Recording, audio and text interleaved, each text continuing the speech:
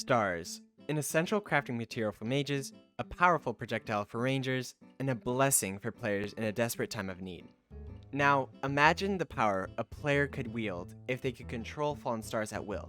Okay, ignore the star fear and the star wrath, I'm just trying to make a dramatic intro. But imagine, without swinging a sword, pulling a trigger, or speaking enchantment table, beating the game with the power of stars. Can it be done? Can I beat the game by using just the star cloak and the star cloak only? And with that question in mind, I set out on a new adventure. There are also a couple of rules I put in place for this challenge. Firstly, I am not allowed to use any other damage accessories to fight bosses, with the acceptance of the Shield of Cthulhu, which you may see me hit a boss a couple of times with it on accident. But items like the Spore Sack or the Honeycomb are off limits. With that said, damage from anything else that isn't a weapon will be allowed. In honor of the challenge though, I will only resort to using outside sources if absolutely necessary. And lastly, no projectile cap exploits, because that just isn't any fun. Of course, a little bit of tomfoolery needed to be done to complete this challenge. You can't really do a Starcloak only challenge without a Starcloak. So I loaded up an old world, yoinked an extra cloak, and brought it over to our new world, Starfall.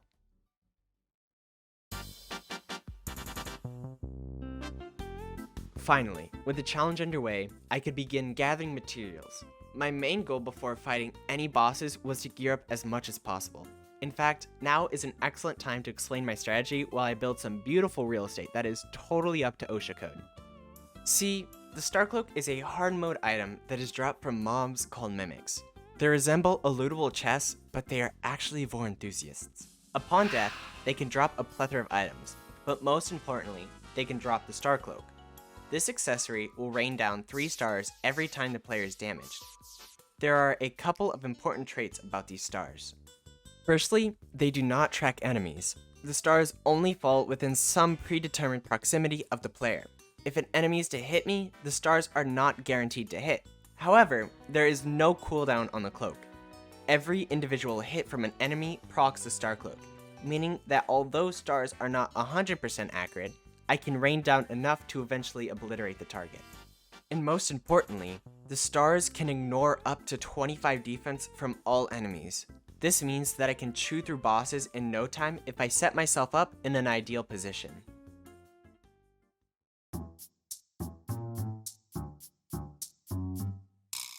Knowing that the only way to proc the Star Veil is to take damage, I will need to make sure I take advantage of the armor and defense accessories provided to me. And so, my first objective is to armor up. In the early stages of Terraria, the strongest armor available is Platinum, which offers up to 20 defense including the set bonus. This will be more than enough, so long as I'm careful and keep an eye on my health. I also kept a keen eye out for an accessory called the Band of Regeneration. As the name suggests, the item boosts a player's health regeneration. Though this item's effect is equivalent to that of a placebo medicine, it is one of the most useful accessories in the game's early stages. The other handy accessory, no matter what game mode, is a pair of boots called the Hermes Boots. This item allows players to move quickly on land. It is helpful for both travel and boss fights. Focusing more on the boss side of things, the boots will allow me to have more control over the moments I would like to get hit versus the times I need to dodge. Shortly after collecting those 2 accessories, the Slime Rain event began, so I recalled back to the house, crafted an amethyst hook, and began squishing slimes. For people like myself who don't know or have forgotten how this event works, the player must kill 150 slimes to summon the King Slime for the first time. If the player has already defeated the King Slime, only 75 need to be killed. And after about 10 or so minutes of relentless slime attacks, the 150th slime was slain, and the King Slime revealed himself. I would make this more dramatic, but let's be honest, it's a pretty boring fight. I suppose the only exciting thing was that I only had tungsten armor at the time, so I couldn't be as reckless as I would have liked. But finally, with the help of a blue slime, I could check off the first boss.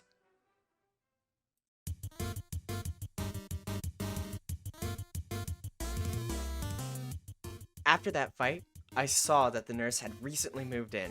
For a little bit of money, she will remove all debuffs from the player and restore all HP. Knowing that she could save me in a pinch, I was given the confidence to take on the next boss, the Eye of Cthulhu. There were a couple of close calls throughout the fight, but the nurse's healing was just too much. Seeing how OP the nurse is, get it because it's a 9 it sees anyways, the eye made one last ditch attempt to take her out. Unfortunately, it succeeded, but sacrificed its life to do so. The eye was no more. Following these two encounters, I decided that it would be safe to upgrade my armor to platinum, as the tungsten just didn't feel secure enough, especially after the Cthulhu fight. So I took a little bit of time to go mining and got myself a complete set. As noted before, this armor set offers 20 defense, including the +4 set bonus. This is huge, especially in Master Mode, since the defense conversion is 100%, meaning every hit will be reduced by 20 damage. This detail is essential, especially considering the next boss, the Eater of Worlds.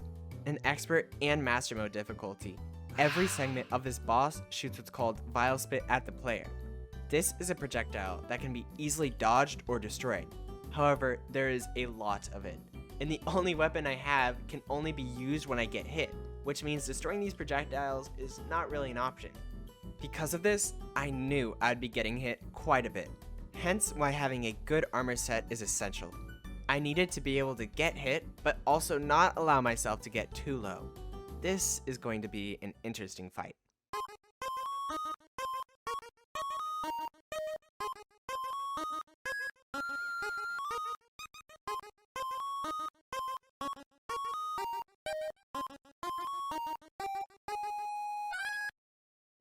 After defeating the Eater of Worlds, it was pretty much the same story for Skeletron. I needed a little more defense, so I God of War 3'd myself to hell. Mined up a little hellstone, and prepared for battle. To no surprise, the nurse played a massive role in this fight.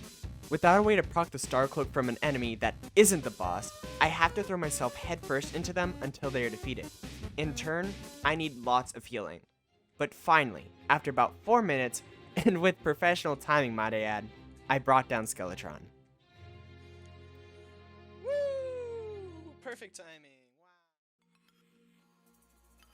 With the dungeon now open, a very important NPC called the Mechanic was now available. She allows players to use wires and electricity to set up all sorts of mechanisms. Even more importantly, using wires on statues will cause a specific mob to spawn. For example, and for no particular reason, if I used a wire on a slime statue, it would spawn a slime. Furthermore, mobs that are hostile towards a player that spawn from statues still deal damage and keep their hostility. If I can use these statue mobs to proc my Star Cloak, I would have a reliable source of damage. And if I use a weak mob, such as a slime, the damage it does will be of no concern. But now, the question is, how do I set this up for bosses, especially the Wall of Flesh?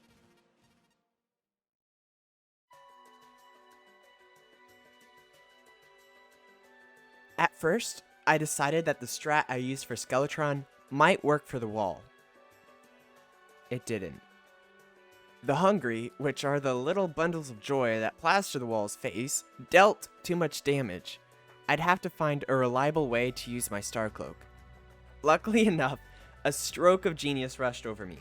If I covered the entire Hell platform with wires and attached it to a timer, I could slap down a slime statue wherever and whenever I wanted to call upon the stars. At last, after a couple attempts, my jerry-rigged Amtrak proved that the wall was no challenge.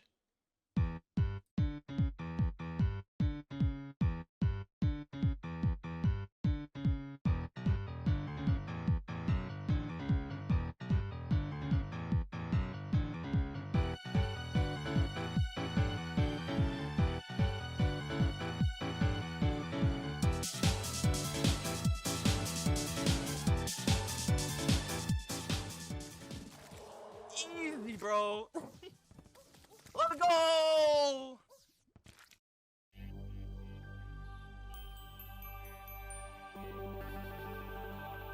Now that I've entered hard mode, getting the best possible armor is my #1 priority.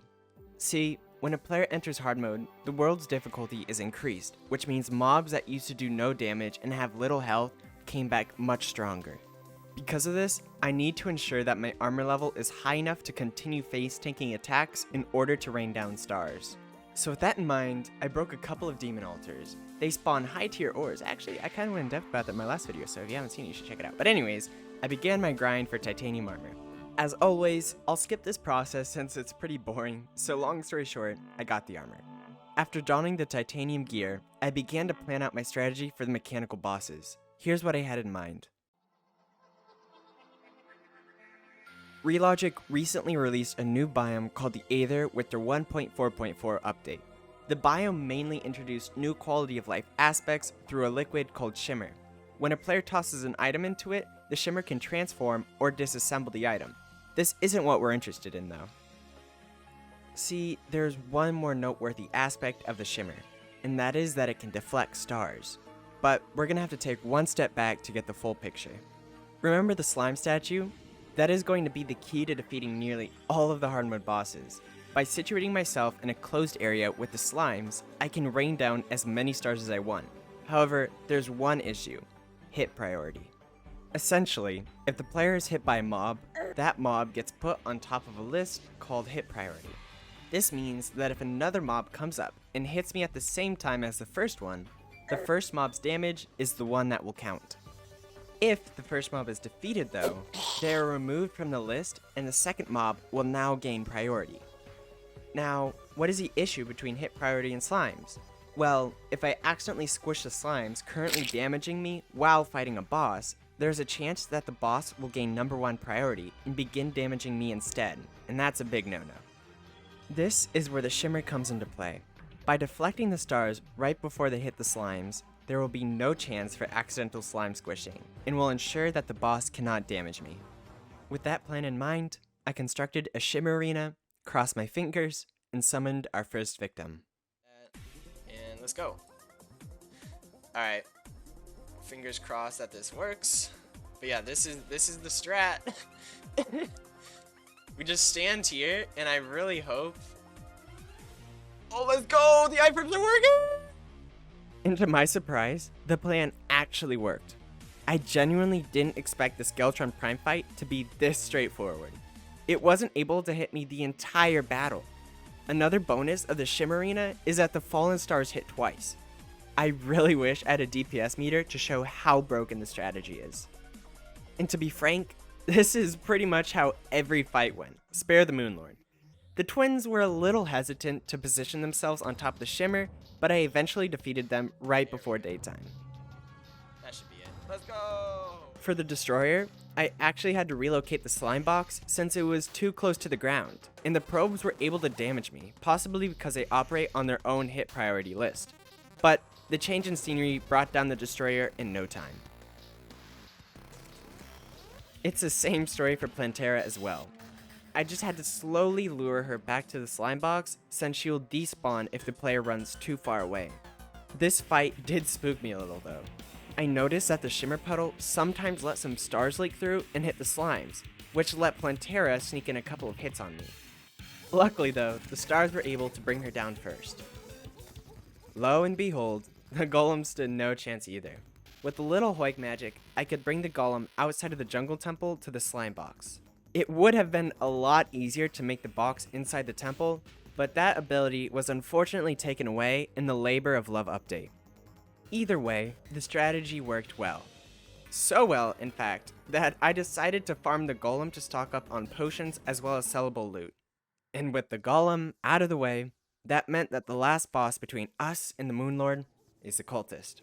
I bet that there is no way you can guess what happened next.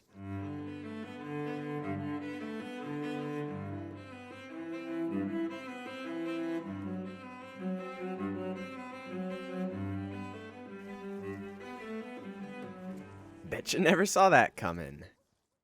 Now, all that needed to be done was to bring down the celestial pillars. And since no one cares about them, I'm just gonna whoop. There we go.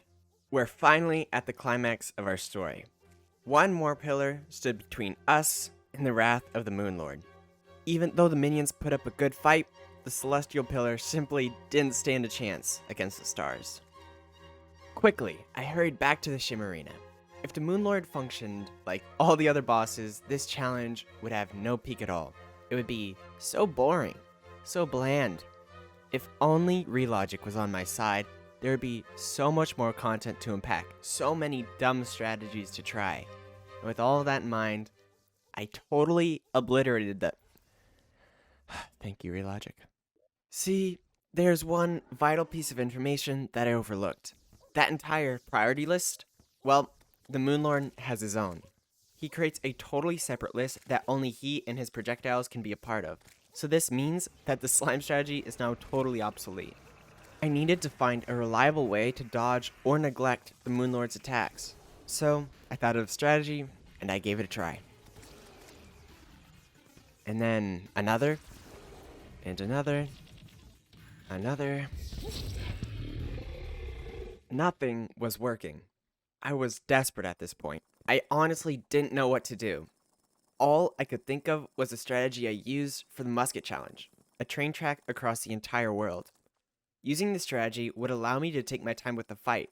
However, I still didn't know how to proc the star cloak, and even then, the stars wouldn't be accurate. But with no better idea, I gave it a try. At first, the battle was slow.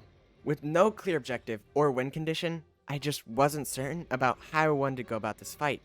But as the battle raged on, I noticed something. A small mechanic that I hadn't even considered. The mechanical cart offers both speed and defense, but also one more thing. Lasers. Yes, lasers. When an enemy is in front of the cart while it's moving, it will shoot out lasers spreading in all directions that will damage the enemy. The damage it does is not of any significance, but its consistency is. And so, with that little nudge from the Terraria challenge gods, I got to work. Back and forth I went. Every time the Moonlord used his primordial laser, there's an opportunity to position myself beside his hand and blast it with the cart. And finally, after a restless 40 minutes, one of his hand sockets finally opened. Now, I could use a strategy I planned on using from the very beginning. By sitting on the Moonlord's open hand socket, I could proc my Star Veil as much as I wanted, and be immune to all of the Moonlord's attacks. I used the Moonlord's priority list against him. A couple minutes after the first hand was defeated, the second hand suffered the same fate. All that was left was the head and the heart. But there was nothing he could do. The stars plus the immunity against all other attacks was a deadly combo. All the Moonlord could do was helplessly follow me from one end of the earth to the other. Alas, the fight came to a close. Little by little, the health of the Moonlord chipped away. And then, finally, after 60 minutes of endless battle,